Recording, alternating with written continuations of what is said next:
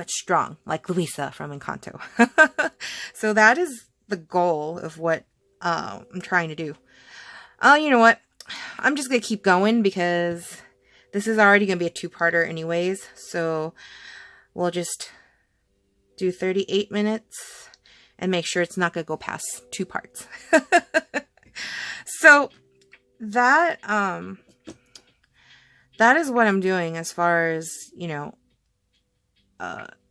health-wise, trying to be able to incorporate a normal lifestyle and not restrict, but also be able to lose some weight and not gain weight. Definitely like head in the right direction and not the wrong direction. And so far it's been working, but it's very slow progress. So for those that, you know, want a fast fix, definitely don't do it in the way I'm approaching it, the way Panda Bear's got me approaching it. It's gonna make you really sad. For me though, I am not one that is like, oh my gosh, like I'm overweight. Like I'm happy to be in my own skin. And I don't mind being big, you know. Sometimes being big, I feel like I get less attention. I don't like receiving attention, and so yeah, but I also don't want to be unhealthily big, so that's the only thing. Like, how do you define, you know, big? So for me, it's more about when I go to the doctor for my physical, if my blood work comes back and I am healthy, if I'm not suffering from any issues, like back when I was a lot heavier, one of my doctors had said that I had PCOS, polycystic ovarian syndrome, I think is what it was.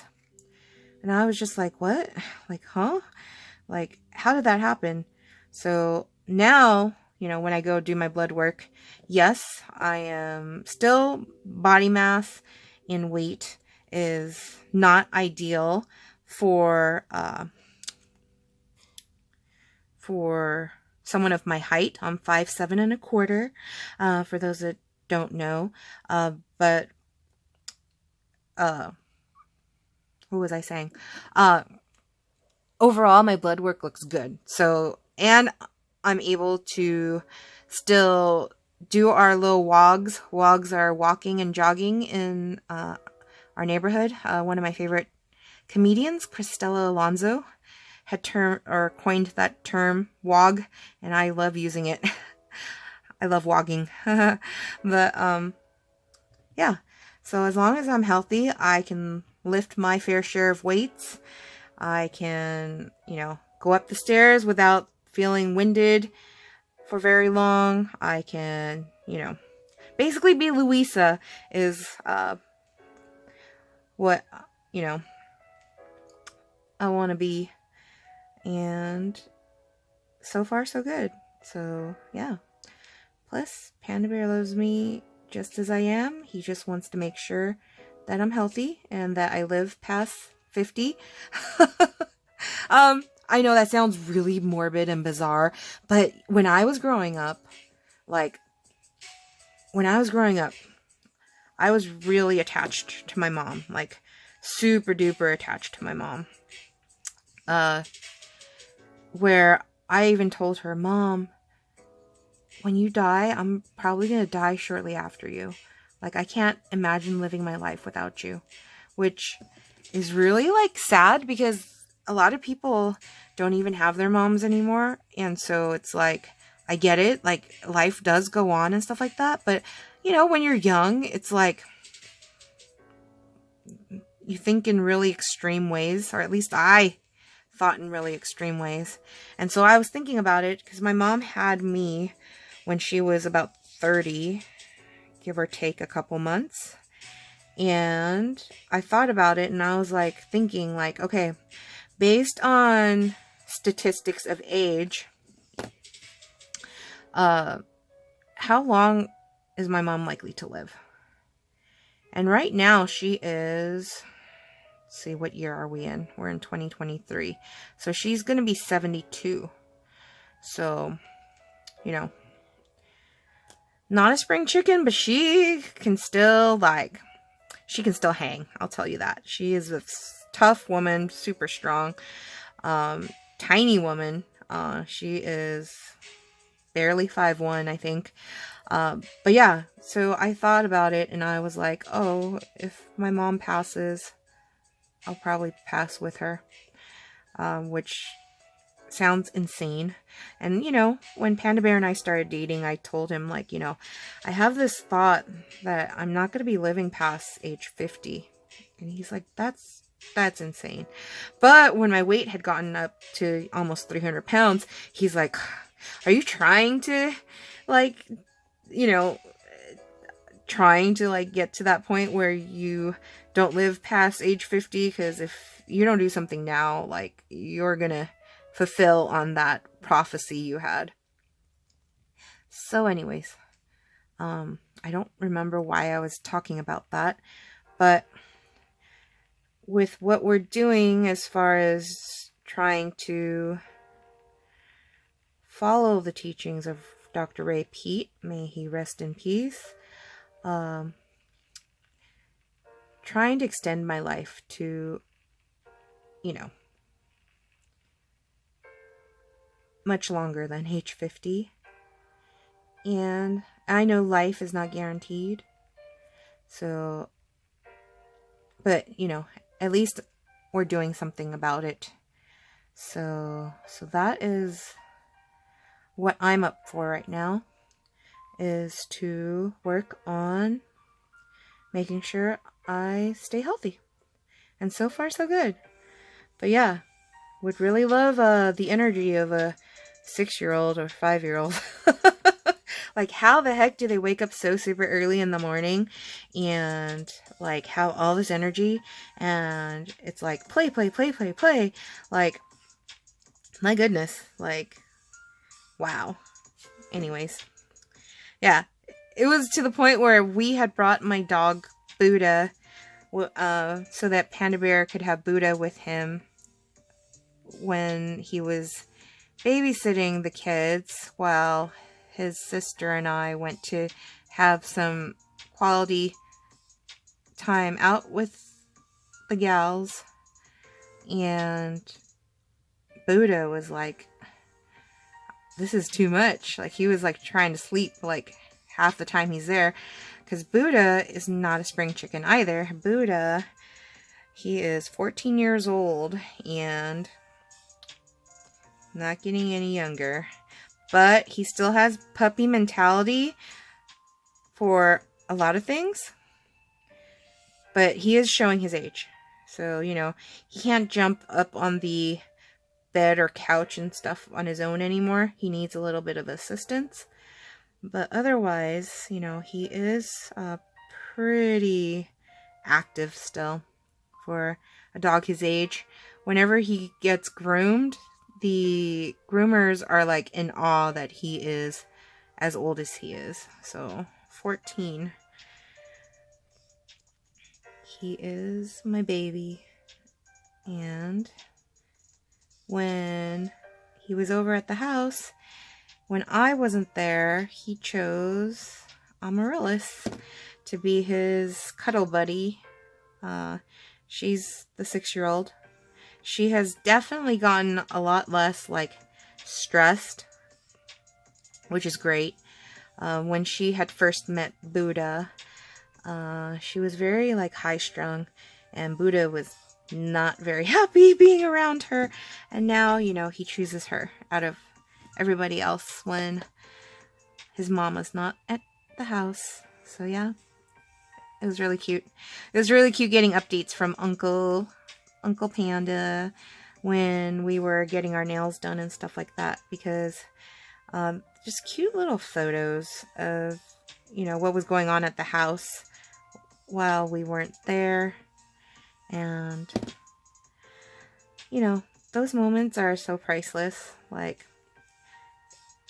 I'm not a mom, but I can certainly imagine how hard it could be to even step away for a couple hours to give your own self some care.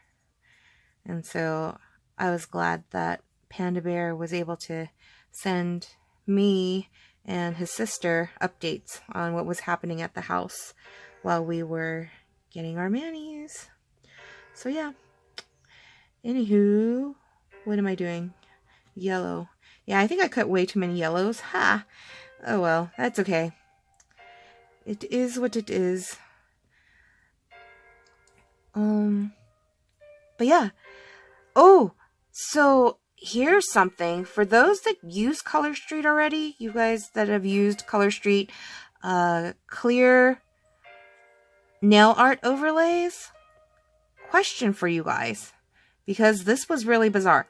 So, a couple weeks ago, I did my friend Na's mani when we were all hanging out, and I used all clear overlays, so, you know, no solid colors underneath or anything like that, and I don't believe we used a top coat or anything, although I probably should ask her if she had used any, like, top coat or something like that, after I had done her mani. But anyways, long story short, when we were getting our, manicures, well, she got a manicure, but when we were getting our nails done today, the nail tech had the hardest time taking off the clear overlays, to the point where they tried using, from what I heard, they tried using non-acetone nail polish remover first, and then they tried using acetone remover, and neither of them was working on getting the nail polish off of my friend's nails. So they had to kind of use, you know, for those that, I guess, get acrylics or gel nails or whatever, they use some kind of, like, tool to, like, get the nails off of someone. And so they had to use that. Now, has anyone else experienced that, where the overlays are tough to get off? Because I had told Na that, oh, like, they easily, like, you easily take them off with regular nail polish remover. Like, I've done it many times, and Carla's done it, and we've never had that issue. And so, you know, she didn't take off her nail polish before going to the nail salon today, and then, you know, then that happened. And so it's like, okay, that's really bizarre. So I thought I'd throw that out there for any of you guys who are watching and have used clear overlays for your manis, the clear nail art overlay. So this is like the black, like, it's got black art, right? Have you guys had trouble removing it with just normal nail polish remover? Because I was just, like, baffled to hear that. So yeah, comment below if that's ever happened to you, where you had the hardest time removing the nail art, the black nail art, the clear overlays, because inquiring minds would like to know if that has happened to you, and it's not just, you know, something that happened to my friend Na. But I get it, everybody's different and everyone's nails are different, because sometimes Color Street's not for everyone. Like, sometimes, like, for one person, Color Street works amazingly well, and then for another one, it, like, chips, like, the very same day or whatever. So it's like a body chemistry thing. Same thing for me, like, with other nail products that I've tried before. Like, at least for me, Color Street works really well. I do use non-Color Street nail sets too, like Lily and Fox is a prime example. But those sets usually are, like, sets I use for transition manis, meaning that they stay on for, like, a day or something before I put Color Street on again. And the reason for that is because those don't last on me very long at all. Like, they tend to chip no matter how I prep them, they tend to chip like really quickly on me. And so those are like if I go to like a concert or like a show, comedy show, or, you know, some special event where I'm like, okay, I just want something like some quick design that I can throw on and have it on for like the night or the day or whatever. That's when I use like Lillian Fox. But for the rest of the time, I typically use Color Street because I have a better track record with Color Street. Although I've had it where the solids, if I'm only doing one layer, tend to crack. Because my nails, I use my hands a lot, especially with typing at work. And so I tend to, my nails tend to bend a lot. And so they end up cracking. So usually if I put like double layers, whether it's adding a glitter on top of a solid color or using the solid color and I'm having short nails and I'm able to use the solid color like doubled over, then that cracking doesn't happen as much. But like with nail art designs and stuff like that, I don't typically double it up. And so folks have said to use like clear as day over it or under it so that it's a double layer. But I don't know. Anyways, I don't know what I was like, where I was going with that rant. The start of the whole conversation was the fact that my friend Na's Nails did not want to let go of the Color Street clear overlay nail art designs. So pretty odd, right? That hasn't happened to me before. Just curious if that's ever happened to you. Comment below and let me know, because both Carla and I were like, whoa, that's never happened to us before. Like usually if we did like, especially just one layer with the clear nail art overlay, like it comes off pretty darn quickly with just nail polish remover, whether it's the Color Street nail polish remover or my favorite is Beauty Secrets. Do I have a bottle of it? Let me see if I can show. Yeah. This one right here. Beauty Secrets Superior Nail Products Acetone Nail Polish Remover. Nourishing Professional Formula with wheat protein and vitamin E. This, I love this. I get this at Sally Beauty. This is my last bottle. So I have a bunch of Color Street nail polish removers, which, you know, I like using as well. But I need to get more of this when it goes on sale. I stock up. But that, I use it and pretty much like, you know, it works on pretty much all of my Color Street. Even if I do like 3 layers of Color Street, it still works on my nails to get the remover, to get the colors off with the remover. So I typically just clip my nails with nail clips. So something like this, which you can totally get off of Amazon, or you can get it off of sites like Shein and Temu. But yeah, really inexpensive. And then I use round cotton pads. These I get at Costco. And I clip my nails for like a minute if it's just one layer. Or I clip it on for like 2 to 5 minutes, depending on how many layers. And if I used glitter, a glitter set. Glitter sets definitely take a little bit more work to get them off. But yeah, and then what I typically do, and this might be like old news for people that already know, but I bought this over a decade ago at the mall, and I used to use it to straighten my hair, which my hair is really straight anyways. But I used to use it for straightening as well as curling. My friend Lily taught me how to use a straightener to curl hair. But because I don't do my hair very often anymore, this thing has been my lifesaver for heat sealing these to save for use another time. So I'm waiting right now for this to heat up. And while I do that, I'm going to finish off my nails here. So, see, this was my Spring Has Sprung mani. Let's put a top coat over it. And I don't know if I'm going to put the Out the Door holographic glitter over this platinum high gloss glitter. I might though, because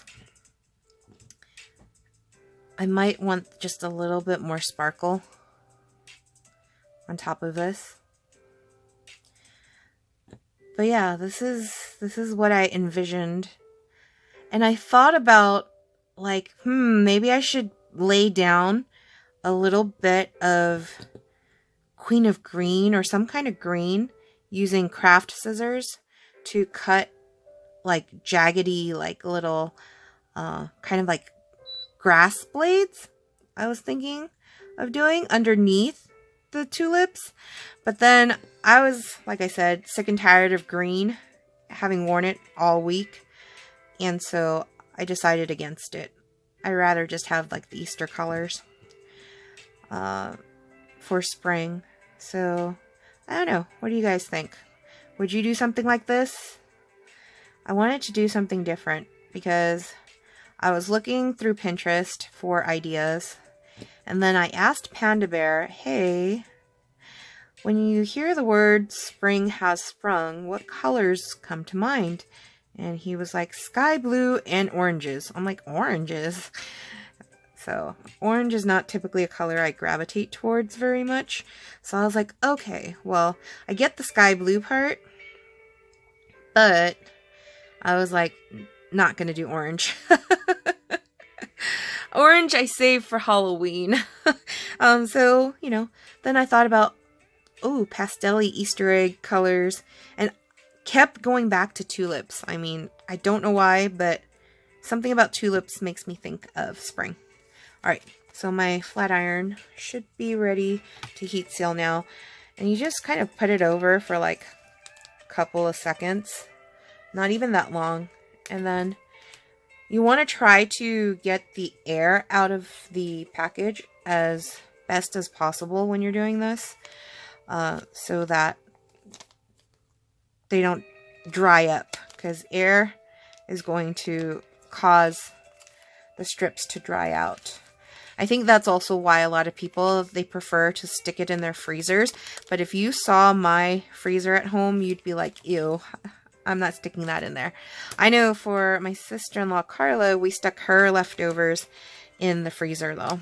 So I'd be interested to see how her leftovers, when we go to use them, either on her or her girls, like how they fare and how they work out.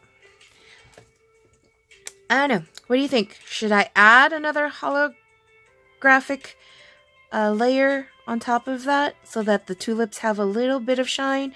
Or do you think that having just the holographic underneath is enough? Comment below. Let me know. And if you're in my Facebook group, you can also comment on the Nailfie post, which I will have probably tomorrow morning, if not tomorrow afternoon then. Alright, well, this is pretty much it. Thank you for sticking through it with me, you guys. If you stayed this long and you haven't liked and subscribed, you can do so below. And then if you have any questions about Color Street, or just, you know, about me in general, please feel free to comment. I love interacting with all of y'all who watched the videos, and hopefully this was entertaining. Alright folks, I will see you next time. Peace.